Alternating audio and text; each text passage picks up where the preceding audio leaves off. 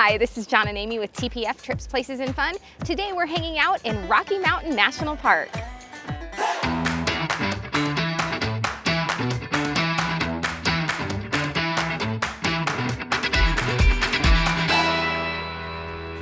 Last night, we stayed in Estes Park and we woke up bright and early, got here at 8:30. We entered through the Fall River entrance. And if you get here early enough, you might see moose, you might see elk, you might see bighorn sheep. We've already seen elk today.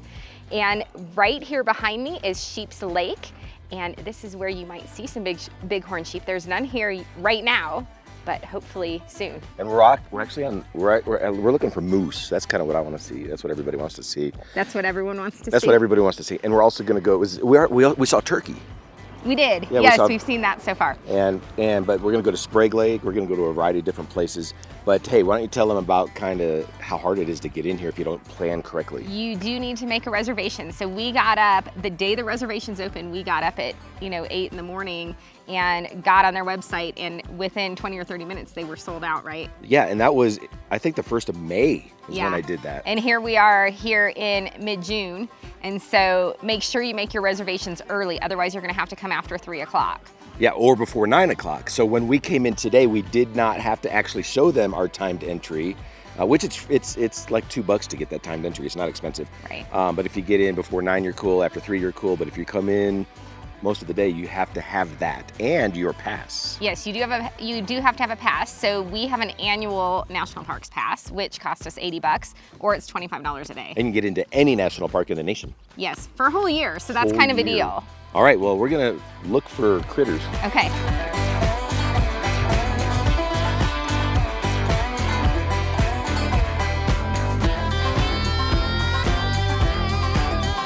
Wow, this view is incredible. You can see these snow-capped mountains. Down there is Sheep Lakes, where we just were, way off in the distance. Hey, that was great how you just subtly corrected that. Sheep Lakes, huh? Is that what it is? Sheep Lakes, not Sheep's Lake, yes. Yeah. But so by the way, if you haven't subscribed to our channel, definitely do so because you'll get all sorts of butchered travel information. TPF Travel, we're famous for this. I tend to, say the names of things incorrectly. I don't know why. I love it. Anyway, gorgeous view behind me, but we're headed on now to Sprague Lake, so we should probably get going. Sprague Lake?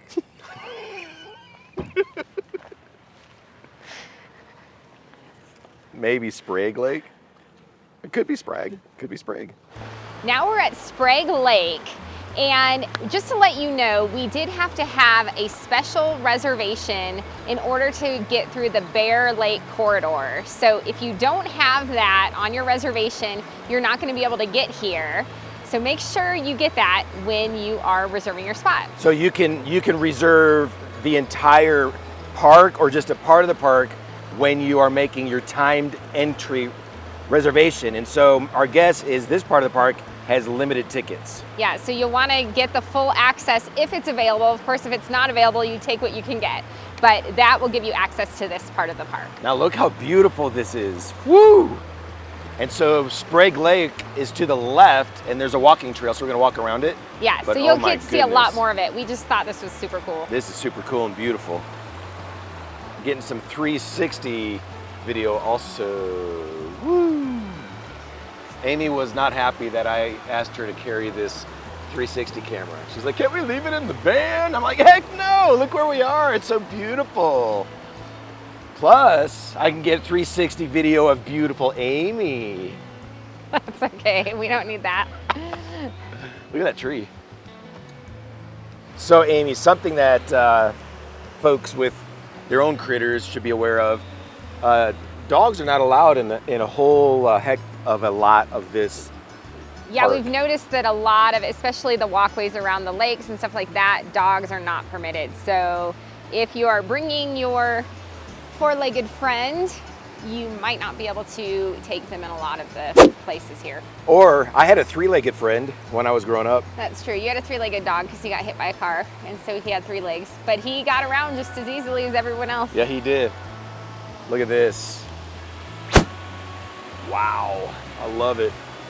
So this trail around Sprague Lake is nice and easy. There's lots of hiking in the national park, some more challenging than others, but this is a great one.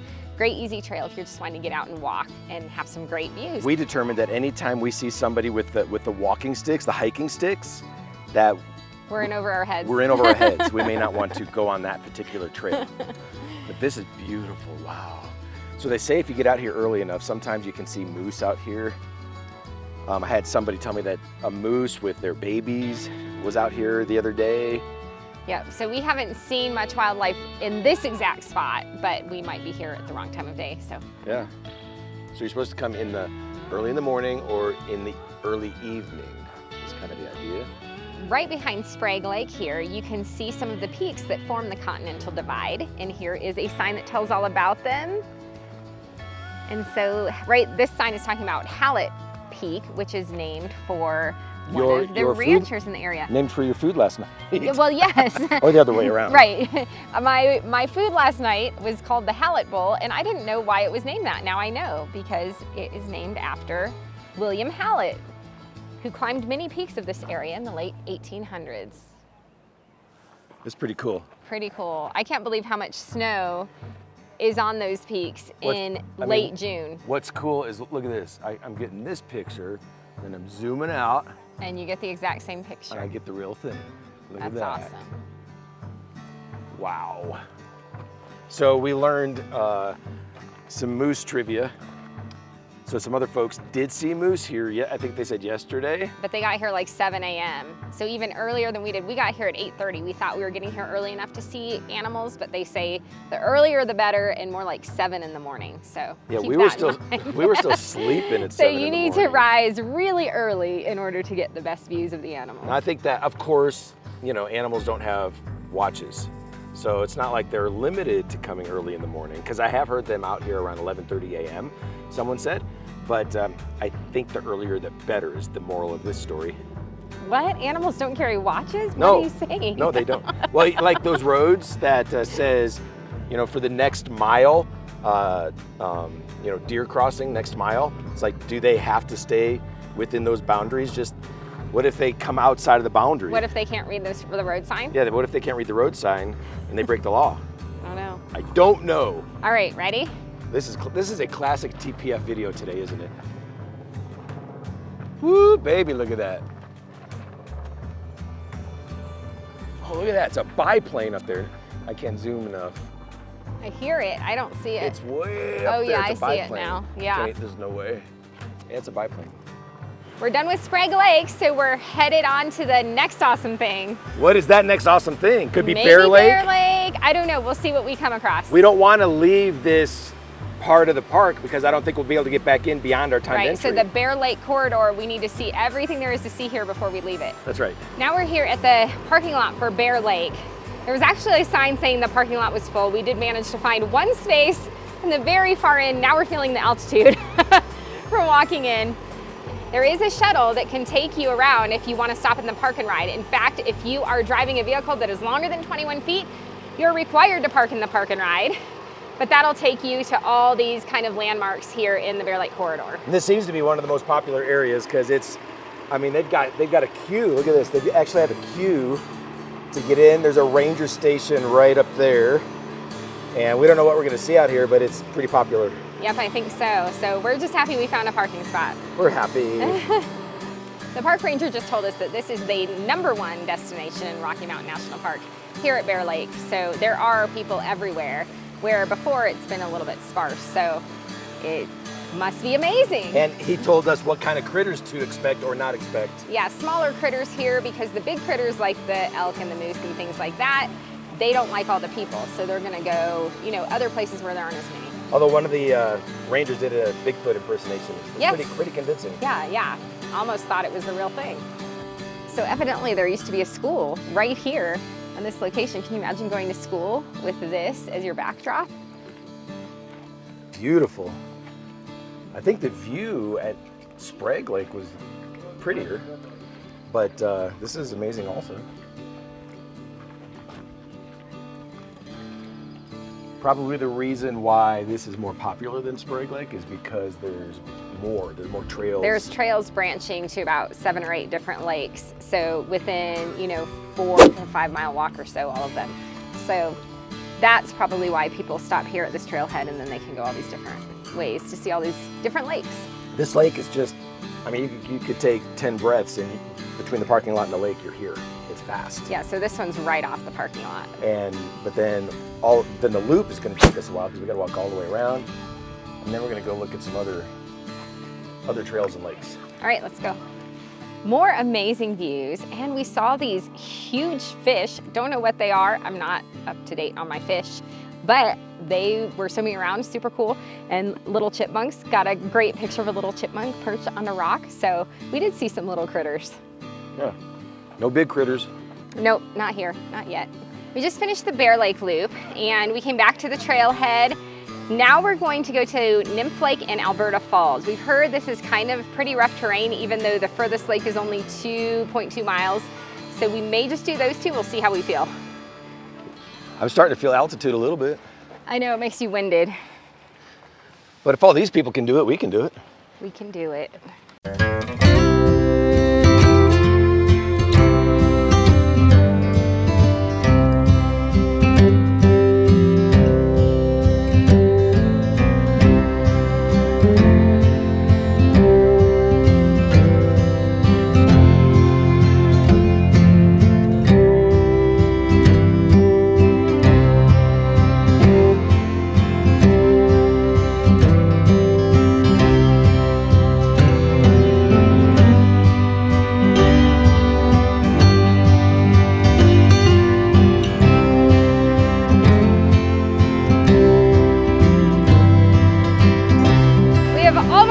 Alberta Falls.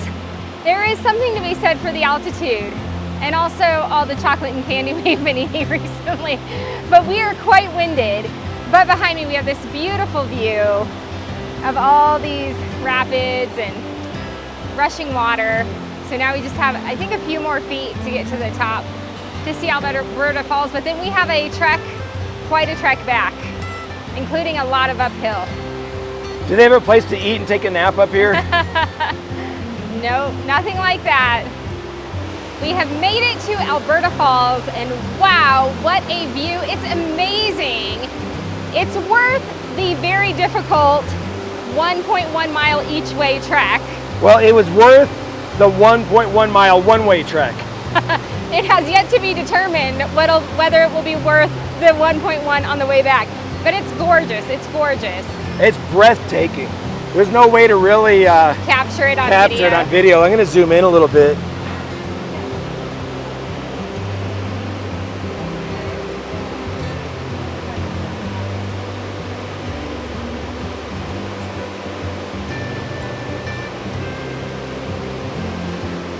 Wow, it's incredible. Are we going to try to go walk up there and get a little closer, or is this good?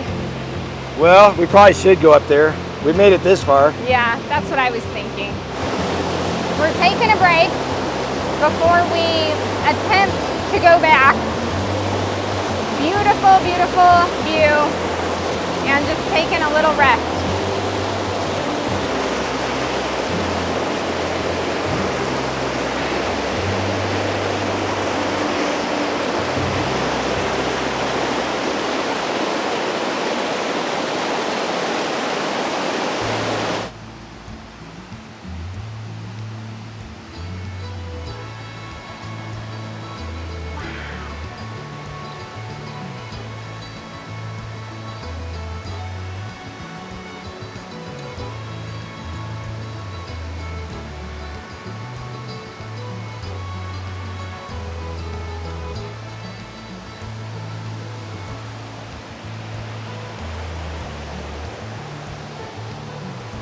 Sitting right there on the rock. I never saw it until someone was walking by and pointed it behind me, and I turned around and there it is.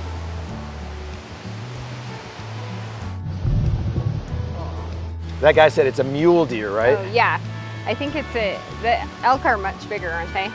I don't know. It could have been a horse for all I don't know my animals. It's not a horse. Not a horse. Well, that was pretty cool. We made it back to the trailhead. Barely. Originally, we were going to go to Nymph Lake, which is half a mile. But number one, it's starting to rain. Number two, we're exhausted. So There's got to be another word than exhausted. That's kind of like when you're laying on the couch at night and you want to go to bed. This is almost passing out. We are almost passing out. So we are headed back to the van to drive around and see what else there is to look at. And it's starting to rain a little bit harder. So. I think God made us as scooter people as opposed to hiking people. We're used to that scooter life. Yeah, we are. We left Bear Lake. We're on our way to Alluvial Fan, I think it's pronounced. Not sure exactly what that's going to be, but we saw this beautiful view of Long's Peak, and so we decided to stop and take some photos. Yeah, I'm going to be popping in some of the actual photos that I've taken, the stills. Because they're just incredible. Beautiful ones. We saw that elk. And yes, with huge antlers. Oh, it was amazing. So John will pop some of those in because you just have to see them. Have to. So, all right. All right, back in the car.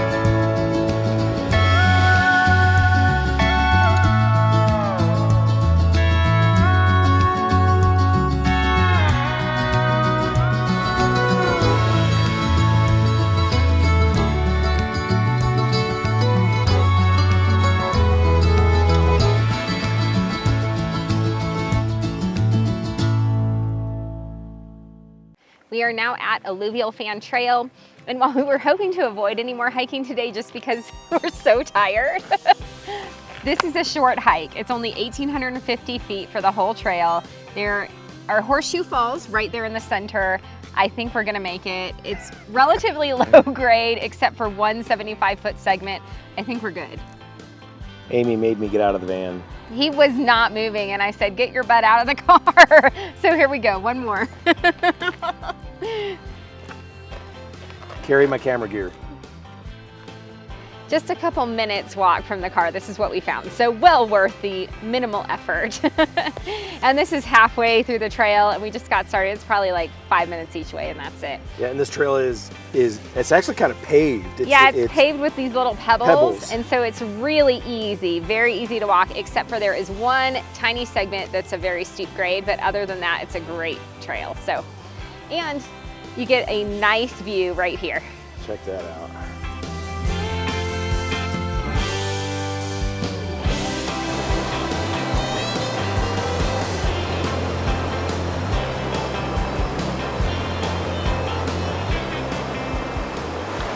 It's freezing though, John. Feel this water. This is what it would be like if we went whitewater rafting. Come feel it. Is it cold? So cold. Wow, that is really It's like really ice cold. water. Yeah, it's really cold. Not a very long walk at all, very short trail, but what an amazing reward. Some incredible views all the way around. Definitely got to do Alluvial Fan Trail. And it doesn't matter whether you choose the east end of the trail or the west end, because you're going to end up right here in the middle. Right. It's the falls are right here in the middle, so either way is going to be a short walk for you. Like 5 minutes. Yeah. Legit, yeah. 5 minutes. In fact, you can see the parking lot down there. That's the west end down there.